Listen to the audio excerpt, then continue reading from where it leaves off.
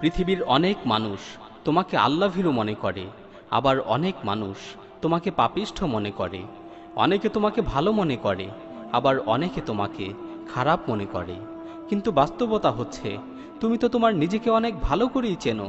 তুমি তো তোমার নিজের ব্যাপারে অনেক ভালো করেই জানো যে তুমি কেমন। তোমার গোপন বিষয়গুলো শুধুমাত্র তুমি জানো, আর তোমার প্রতিপালক জানে। সুতরাং প্রশংসাকারীদের অতিরিক্ত প্রশংসা যাতে তোমাকে প্রতারিত না করে, এবং সমালোচনাকারীদের অতিরিক্ত সমালোচনা যাতে তোমাকে ক্ষতিগ্রস্ত না করে। কেননা বাস্তবতা সম্পর্কে আল্লাহ তাআলা বলছেন, বালিল ইনসানু আলা নাফসিহি বাসীরা, বরং মানুষ তার নিজের ব্যাপারে সম্মুখ অবগত। জীবনের সবচেয়ে বড় বাস্তবতা হচ্ছে, তুমি তো জানো না যে কোন অবস্থায় তোমার মৃত্যু হবে। সুতরাং একনিষ্ঠতার সাথে আল্লাহ তাআলার কাছে ক্ষমা প্রার্থনা করো, একনিষ্ঠতার সাথে আল্লাহ তাআলার কাছে তাওবা করো। নিজের জীবনের ভুলগুলোকে শুধরানোর চেষ্টা করো।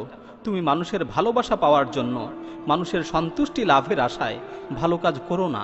কেননা মানুষের অন্তর পরিবর্তনশীল।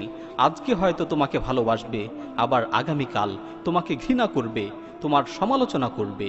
বরং তুমি মানুষের প্রতিপালককে সন্তুষ্ট করার জন্য ইবাদত করো। কেননা সে যদি একবার তোমাকে ভালোবেসে ফেলে, তাহলে পৃথিবীর সকল মানুষের হৃদয়কে তোমার প্রতি আকৃষ্ট করে দিবেন। তুমি হারাম কাজকে হারাম মনে করো, যদিও পৃথিবীর সকল মানুষ সেই হারাম কাজে লিপ্ত হয়।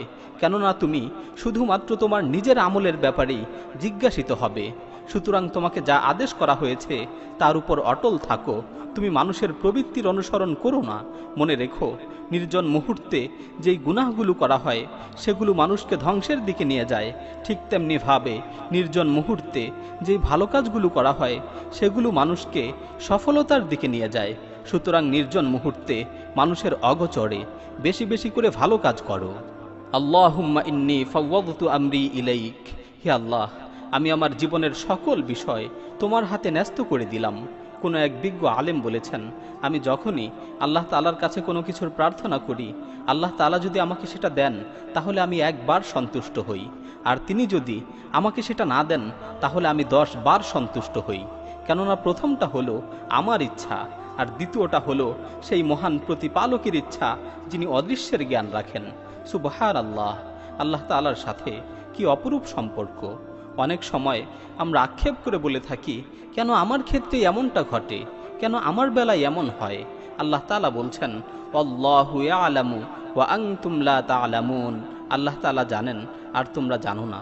এই ছোট্ট আয়াতটি হচ্ছে আমাদের অসংখ্য প্রশ্নের হৃদয় প্রশান্তকারী জবাব। কেননা আল্লাহ তাআলা জানেন আর আমরা জানি না। আসুন সর্ব অবস্থায় আল্লাহর শুকরিয়া আদায় করি। আলহামদুলিল্লাহ। সালফে সালিহিনগণ উপদেশ স্বরূপ মূল্যবান 3টি কথা বলেছেন। এই কথাগুলো স্বর্ণের চেয়েও বেশি মূল্যবান। যদি এক পাল্লায় এই কথাগুলোকে রাখা হয়, আরেক পাল্লায় স্বর্ণ রাখা হয়, তাহলে এই কথার পাল্লাই বেশি ভারী হবে। 1 নম্বর উপদেশ হচ্ছে, মান আসলাহা মা বাইনাহু ওয়া বাইনাল্লাহ আসলাহাল্লাহু মা বাইনাহু ওয়া বাইনান নাস। যে ব্যক্তি আল্লাহর সাথে তার সম্পর্ককে ভালো রাখবে, আল্লাহ তাআলা তার সাথে মানুষের সম্পর্ককে ভালো করে দিবেন। 2 নম্বর উপদেশ হচ্ছে, মান আসলাহা সারিরাতাহু আসলাহাল্লাহু আলানিয়াহ। যে ব্যক্তি তার অভ্যন্তরীণ চরিত্রকে ভালো করবে, আল্লাহ তাআলা তার বাহ্যিক চরিত্রকে ভালো করে দিবেন। 3 নম্বর উপদেশ হচ্ছে, মান ইহতাম্মা বিআমরি আখিরাতিহি কাফাহুল্লাহু আমরা দুনিয়াহু ওয়া আখিরাতুহু। যে ব্যক্তি তার আখিরাতের বিষয়কে নিয়ে বেশি বেশি চিন্তা করবে, আল্লাহ তাআলা তার দুনিয়া ও আখিরাত উভয় জগতের জন্যই যথেষ্ট হয়ে যাবেন। হে মানুষ, সবচেয়ে পরিতাপের বিষয় হচ্ছে, আসমান ও জমিন সমপরিমাণ বিস্তৃত জান্নাতে যদি তোমার জন্য একটু জায়গার ব্যবস্থা না হয়। সুতরাং তুমি তোমার জীবনকে মূল্যায়ন করো, কেননা এই জীবনটাই হচ্ছে আখিরাতের পাথেয়। আল্লাহ তাআলা যেন আমাদের সকলের গুনাহগুলোকে ক্ষমা করে দেন, আমাদেরকে জান্নাতের অধিবাসী হিসেবে কবুল করে নেন। ওয়া সাল্লাল্লাহু তাআলা আলা খায়রি খালকিহি মুহাম্মাদিন ওয়া আলা আলিহি ওয়া সাহবিহি আজমাইন।